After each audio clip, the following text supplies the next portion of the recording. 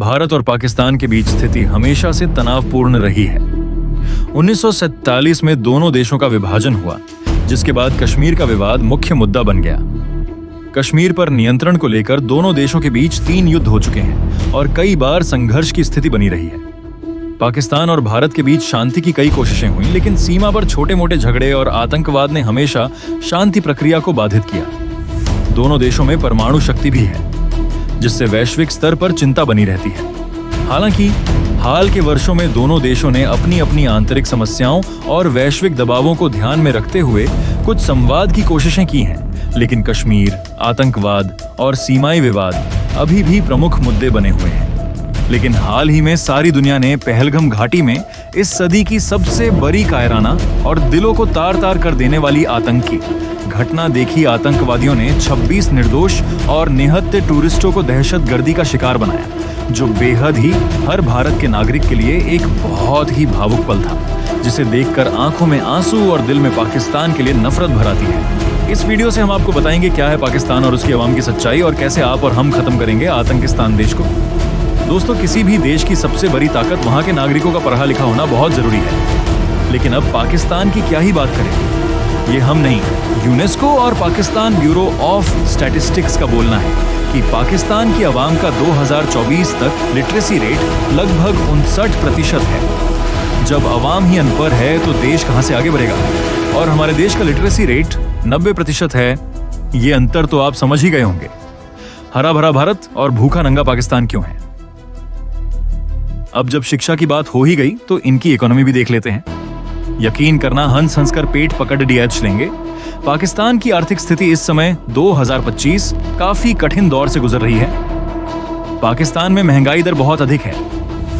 रोजमर्रा की जरूरत की चीजें जैसे आलू की कीमत 130 रुपए से 180 रुपए तक है, टमाटर की कीमत 150 रुपए से 350 रुपए तक है, प्याज की कीमत 100 रुपए से 280 रुपए तक चल रही है, आटा की कीमत 320 रुपए से 480 रुपए किलो बताई जा रही है।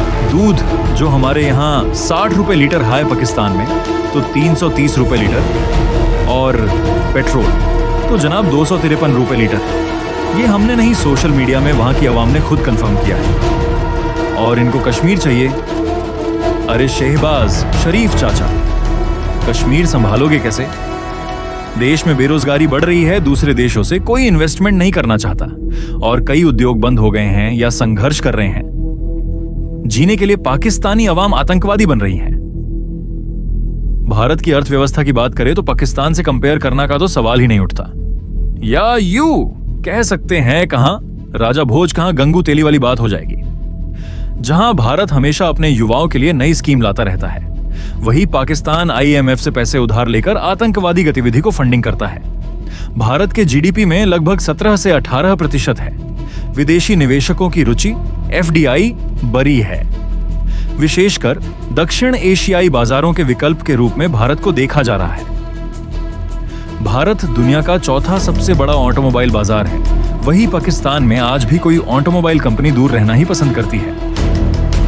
अर्थव्यवस्था तो देख ली आपने, अब आतंकिस्तान की तकनीक और विज्ञान पर भी नजर डालते हैं। दोस्तों, पाकिस्तान की मिलिट्री की आधे से ज्यादा तकनीक चाइना द्वारा दी गई है। आपने तो सुना ही होगा, चाइना का माल अगर चले तो चांद तक, वरना शाम तक वाला हिसाब होता है। और इसमें पाकिस्तान की भी कोई गलती नहीं है। जब अवाम ही अनपढ़ है तो तकनीक और विज्ञान कहां से आएगा? चीन द्वारा निर्मित टैंक जैसे कि टाइप 59 और टाइप 85 टैंक, जो पाकिस्तान की सशस्त्र बलों का हिस्सा है, जो बहुत पुरानी तकनीक है। ड्रोन, चीन से पाकिस्तान को कई तरह के निगरानी और हमला करने वाले ड्रोन भी प्राप्त हुए हैं, जैसे विंगलोंग 2 ड्रोन है, जिसकी क्या हालत हुई वो तो आप सभी ने देखा है। चीन से पाकिस्तान ने आकाश रक्षा प्रणालियां और रडार सिस्टम भी खरीदी था। और लेकिन जब भारत ने आतंकवादी ठिकानों पर अपने मिसाइल स्कैल्प और हैमर का इस्तेमाल किया, तब चाइना का एंटी एयरक्राफ्ट सिस्टम हर तरफ से नाकाम होता दिखा। आखिर माल तो चाइना का है। खुद की इतनी छोटी आंखें हैं बेचारों की, तो एंटी एयरक्राफ्ट सिस्टम भी छोटी रेंज का ही तो होगा। छोटी सी आंखें कितना दूर देखेंगी? दोस्तों, तकनीक और विज्ञान तो ठीक है, लेकिन क्या आप वो बातें जानते हैं? ऐसा क्या है पाकिस्तान में जो वो हमेशा एक सांप के जैसे फन फैलाता है और आतंकवाद फैलाता है? आपको ये समझना बहुत जरूरी है। आतंकी गतिविधियां आमतौर पर डर फैलाने और लोगों के बीच अराजकता और भय उत्पन्न करने के लिए की जाती है। इसका मुख्य उद्देश्य राजनीतिक, धार्मिक या किसी अन्य एजेंडे को पूरा करना होता है, ताकि लोग उनके दबाव में आकर उनकी बात मानने पर मजबूर हो जाएं। यह एक प्रकार का मानसिक और शारीरिक हमला होता है जो समाज में डर और असुरक्षा का माहौल बना देता है। अगर समझो, पहलगाम घाटी में हुए हमले के कारण कश्मीर का टूरिज्म कमजोर हुआ, जिसके कारण आतंकियों को फिर से कश्मीर की मासूम जनता को नुकसान पहुंचाने का मकसद हो। ये आतंकवादी कश्मीर में डर का माहौल बनाकर उनकी आर्थिक और रोजमर्रा की जिंदगी में तनाव का माहौल बनाना चाहते हैं। कश्मीर में 90% की कमाई टूरिस्ट के द्वारा ही होती है। अगर धारा 370 हटाने के बाद कश्मीर फलने फूलने लगा, वहां की जनता को रोजगार से जुड़े नए अवसर मिले, बस यही बात पाकिस्तान को मंजूर नहीं थी। इसलिए पाकिस्तान आतंकियों को कश्मीर घाटी में सीमा पार से आतंकी हमला करने के लिए घुसपैठ करवाता है, ताकि वो कश्मीर की शांति को खराब कर सके, क्योंकि कश्मीर में मुस्लिम कौम ज्यादा है और कम पढ़ी लिखी है और मेहनत करके अपना गुजर बसर कर रही है। और ऐसे आतंकी हमलों से इनका जीवन प्रभावित होगा और टूरिज्म खत्म होगा, जिस कारण नौजवान युवाओं पर कमाई का दबाव बनेगा और मजबूरी में आकर उन्हें गलत रास्ते को अपनाना पड़ेगा। लेकिन मेरे भाइयों और मेरी बहनों, अगर अभी हमने कश्मीर के हालात को बेहतर नहीं किया तो हम अपने एक हिस्से को कमजोर कर देंगे। इसलिए अगर कश्मीर में टूरिज्म वापस ला दे तो आप यकीन करो, हमारा ये कदम आतंकवाद को सबसे सटीक मुंह तोड़ जवाब होगा और साथ ही कश्मीरी भाइयों को एक जज्बा देगा कि हिंदुस्तान की जनता आतंकवादियों से नहीं डरती और कश्मीरी भाइयों की मदद के लिए हमेशा तत्पर है। और ये सबसे बड़ी श्रद्धांजलि होगी पहलगाम में मारे गए बेकसूर भारतीयों के लिए।